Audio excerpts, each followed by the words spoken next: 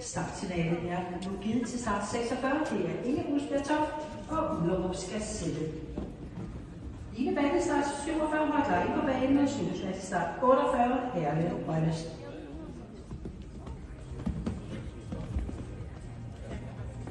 Og klassen føres altså stadigvæk af Molly Rosa Møller, der kom i mål i tiden 55,21. En foreløbig andenplads, Emilie Mosegaard Christiansen. Foreløbig som nummer 3, Louise Jorsand.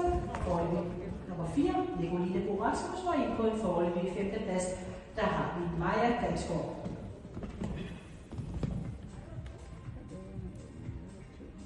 Og Ullerup skal sælges som indledende her af et loppe fra 2017 efter en Sankt Clair.